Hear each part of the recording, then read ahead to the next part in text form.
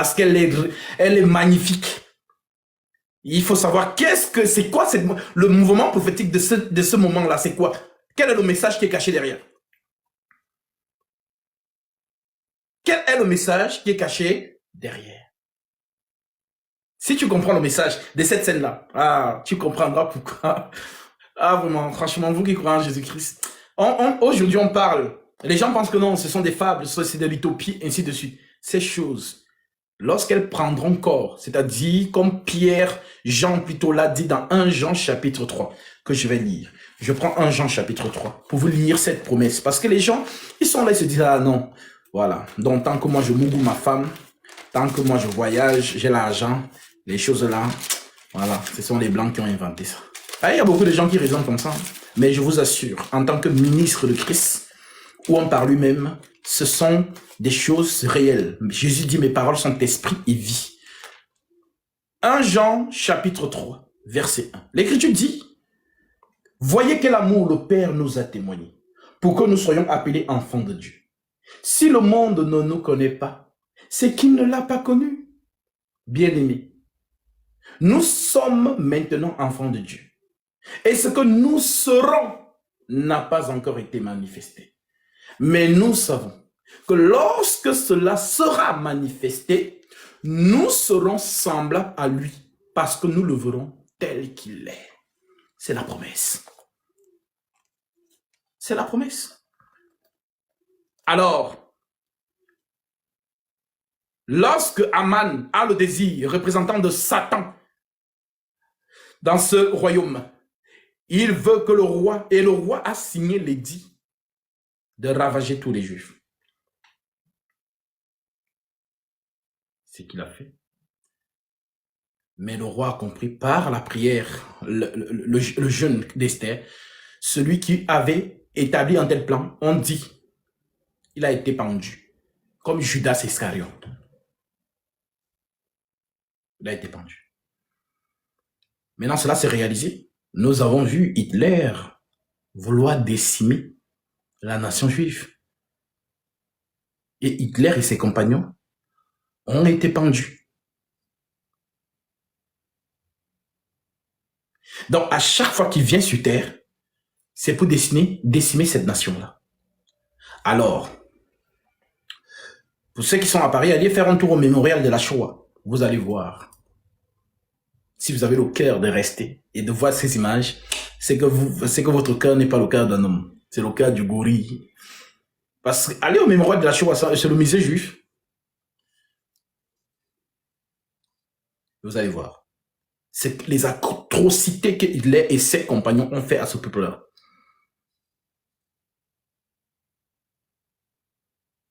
Donc, c'est ce que, lorsqu'il va venir sur la terre, il va refaire la même chose. Mais il va refaire la même chose comment? Il faut qu'on vous explique ça. Israël accepte l'accord, rejoint le gouvernement mondial. Alors, quand on dit Élie viendra, ce n'est pas que Élie va descendre du ciel, Moïse va descendre du ciel, non. L'esprit de Moïse et l'esprit d'Élie possédera certains hommes en Israël là-bas. Ce n'est pas que vous allez voir Moïse va descendre, non. L'esprit de Moïse et l'esprit d'Élie posséderont, on dit qu'ils seraient 2 témoins, 2 hommes, qui vont frapper la terre de fléau. C'est écrit.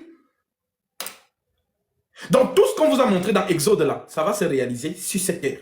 Mais avant que ça ne se réalise, vous avez vu comment ça s'est passé? En Égypte, lorsque l'épaisse ténèbres est tombée, toute l'Égypte était dans l'obscurité, sauf Goshen, un petit village. Et actuellement, nous sommes en Égypte. Il y a les ténèbres, mais nous avons la lumière, l'église, Goshen. La lumière, c'est la parole. La parole bien enseignée, c'est ça la lumière. Donc nous sommes dans un monde des ténèbres, mais la lumière est chez nous, car Jean a vu un homme qui marchait au milieu des 7 chandeliers d'or. Le chandelier, on l'allume la nuit pour éclairer. Voilà pourquoi je dis on n'allume pas le chandelier pour la mettre sous le lit. On n'allume pas la lumière pour la mettre sous le lit, mais on la met sur le chandelier pour qu'elle éclaire toute personne. Donc le chandelier est là, c'est l'église. Les 7 chandeliers que tu as vus, ce sont les 7 églises. Il n'y a pas 7 églises, il n'y a qu'une seule église, c'est elle qui est représentée 7 fois comme dire symbole de la perfection. Alors, lorsque Israël sera dans l'union mondiale, l'esprit d'Élie va descendre sur ces hommes-là. Donc, des enfants, voilà, qui vont naître en là-bas et qui vont grandir. Et Dieu fera en sorte que cet esprit descende sur eux. Et c'est eux qui vont rappeler à leur peuple. Non, souvenez-vous, la loi disait que nous sommes un peuple saint, que nous n'avons pas le droit de nous mélanger aux nations. Alors, Élie, parce que c'est ça qu'on appelle rappeler le cœur des pères, ramener le cœur des pères à leurs enfants, c'est rappeler la loi. Rappeler le cœur des pères à leurs enfants, c'est rappeler la loi. Maintenant, rappeler le cœur des enfants à leur père, c'est rappeler la grâce. Le Fils. Donc le Fils, c'est la parole, la prédication de la croix. Que Élie va dire que celui qu'on avait crucifié là, c'était lui, le Messie. Il revient. Croyez en lui. Et c'est là. Mettez les j'aime si ça bug. Mettez les j'aime. Que Dieu te bénisse. Je ne vois pas tout ton nom, mais tu te reconnaîtras, toi qui viens de faire cette offrande. Conformément à la parole du Christ, que celui à qui l'on enseigne la parole fasse part de tous ses biens, celui qui l'enseigne, et ne vous y trompez pas. On ne se mord pas de Dieu. Ce qu'on aura semé, il le moissonnera aussi. Que par cette offrande, le Seigneur te bénisse abondamment, qu'il t'accorde ce que ton cœur désire au plus profond de toi, lui qui connaît tes doléances et tes prières, qui déverse sur toi ses dons spirituels au nom de Jésus-Christ. Sois béni, mon frère ou ma sœur qui a fait cette offrande. Alors, donc, lorsque Élie, l'esprit d'Élie, l'esprit de Moïse vont rappeler donc la loi et la grâce à Israël, Israël va croire. Alors, en croyant, Israël va se détacher du nouveau ordre, donc du monde, du gouvernement mondial. Et c'est donc là que tous les peuples de la terre, c'est écrit, tout ça c'est écrit. Tous les peuples de la terre vont s'ériger contre Israël. Alors, lisons ce qu'ils vont faire. Apocalypse chapitre 11. Apocalypse 11, verset 1. L'Écriture dit, « On me donna un rousseau, semblable à une verge, en disant, « Lève-toi et mesure le temple de Dieu. » Dans le temple de Dieu, Israël. L'autel et ceux qui y adorent. Mais le parvis extérieur du temple, laisse-le en dehors et ne le mesure pas, car il a été donné aux nations. Et elles fouleront aux pieds la ville sainte. Fouler aux pieds, ça veut dire qu'ils viendront comme, on dit que Rome a détruit le temple. Rome a détruit le temple après la mort de Jésus. Car il a été donné aux nations et elles fouleront aux pieds la ville sainte pendant 42 mois. Je donnerai à mes deux témoins, Moïse et Élie. Je donnerai à mes deux témoins le pouvoir de prophétiser, revêtus de sacs pendant 1260 jours. Ce sont les deux oliviers et les deux chandeliers qui se tiennent devant le Seigneur de la terre, Moïse et Élie. C'est eux qui se sont tenus devant Jésus. On a lu ça. On vient de lire ça tout à l'heure. Voilà. Ce sont les deux oliviers et les deux chandeliers qui se tiennent devant le Seigneur de la terre. Si quelqu'un veut leur faire du mal, du feu sort de leur bouche et dévore leurs ennemis. Qui a fait descendre le feu du ciel? Élie, devant les 450 prophètes de Baal. Moïse l'a aussi fait en Égypte.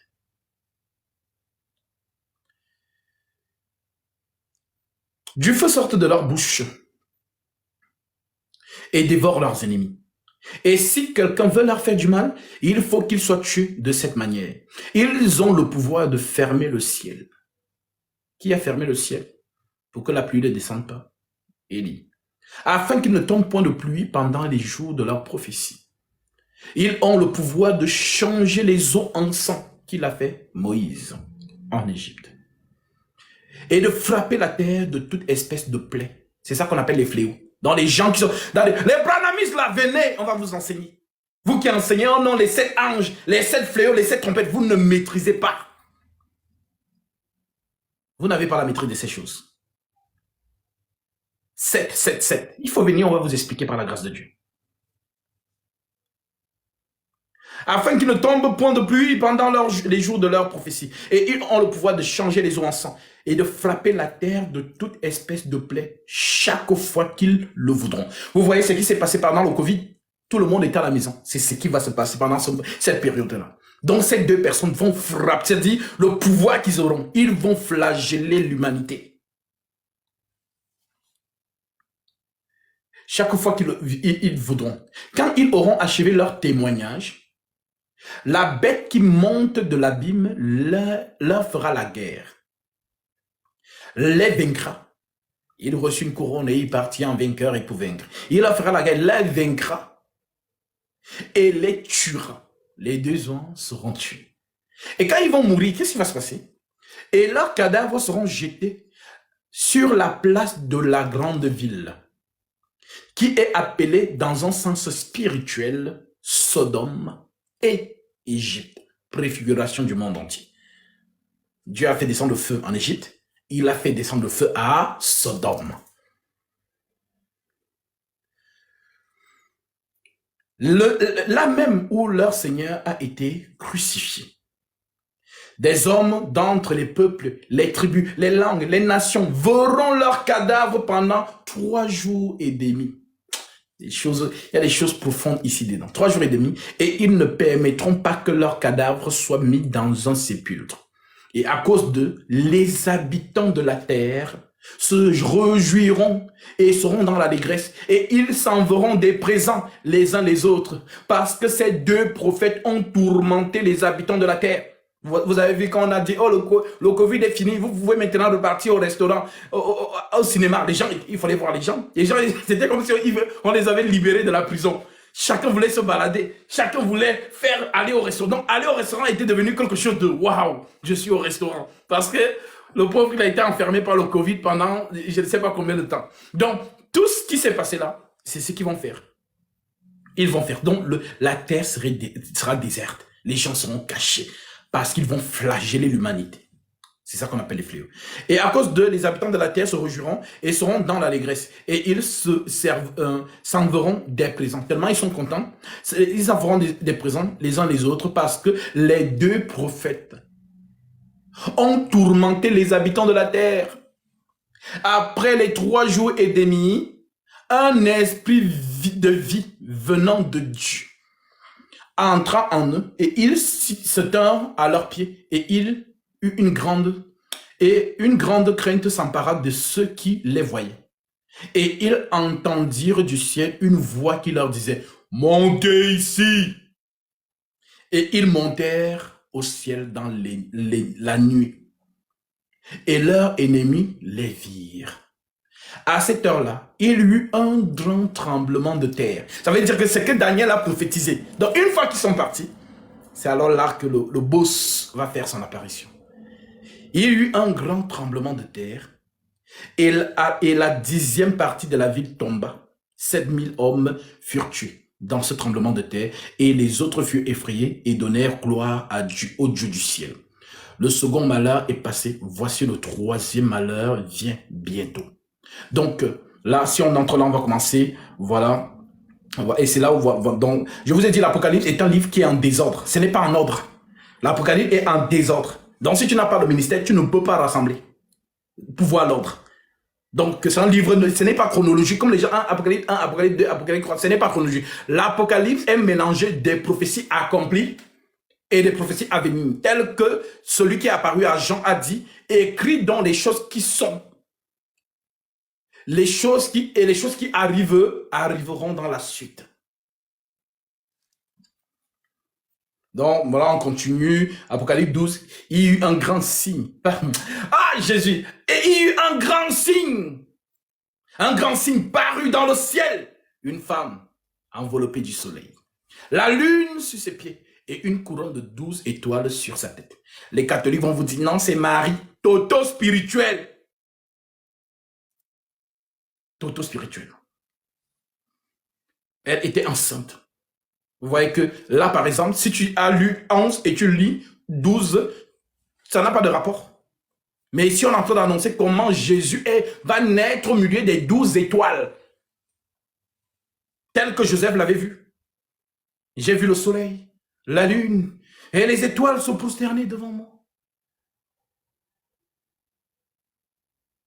Donc, la femme là, c'est Israël. Ce n'est pas une femme physique. Genre une femme avec les cheveux. Ce n'est pas une femme physique. Non, c'est Marie, maman Marie. Toto spirituel. La femme, c'est Israël. Elle est enceinte. Et Jésus dit d'Israël à la femme samaritaine, le salut vient des Juifs. Donc, Israël enfantera une descendance qui va flageller l'ennemi. Attends, je vais te lire la prophétie là. Michée chapitre 5, verset 1, l'Écriture dit, « Et toi, Bethléem Ephrata, de toi sortira pour moi celui qui dominera sur Israël, et dont l'origine remonte aux temps anciens, au jour de l'éternité. C'est pourquoi il les livrera jusqu'au temps marqué où enfantera celle qui doit enfanter. Et le reste de ses frères reviendra auprès des enfants d'Israël. Et il se présentera et gouvernera avec la force de l'Éternel, avec la majesté du nom de l'Éternel, Jésus-Christ. La majesté du nom de l'Éternel. Son Dieu. Et ils auront une demeure assurée. C'est lui qui ramènera la paix. Shalom. Eh oui, je vous donne ma paix. Je vous laisse ma paix. Je ne vous la donne pas comme le monde vous la donne. Eh oui, la paix du Christ. Shalom. C'est lui qui ramènera la paix. Prince de paix. On l'appelle Melchisedec. Lorsque la Syrie viendra dans notre pays. La Syrie, c'est quand on parle de la Syrie, ça dit c'est le dévastateur. Celui qui dévaste. Je vous pose la question. Quel est le pays qui régit la loi sur la terre? Écrivez dans les commentaires. Quel est le pays qui impose sa loi sur la terre des hommes?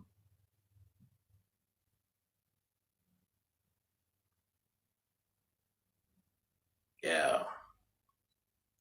USA. Exactement. Je vous avais parlé des 2 cornes. L'animal a 2 cornes. Elle a le pouvoir spirituel, elle a le pouvoir politique ou étatique ou hégémonique.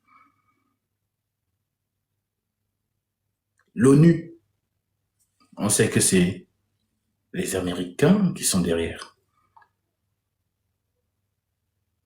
L'UNESCO, toutes ces organisations, l'OTAN, on sait.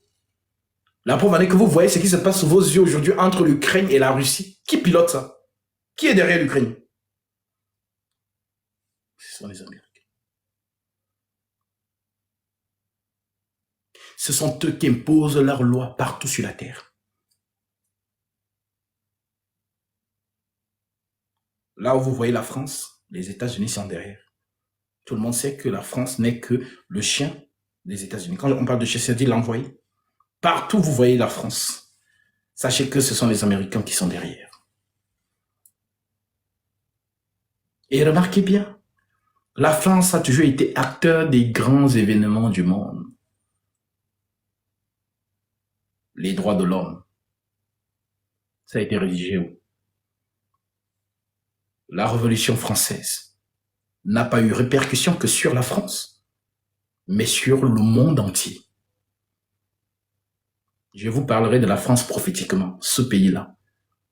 Parce que comme vous ne comprenez pas les choses de l'esprit, la prophétie marche avec l'histoire. Quand on dit prophétie, ça marche avec l'histoire.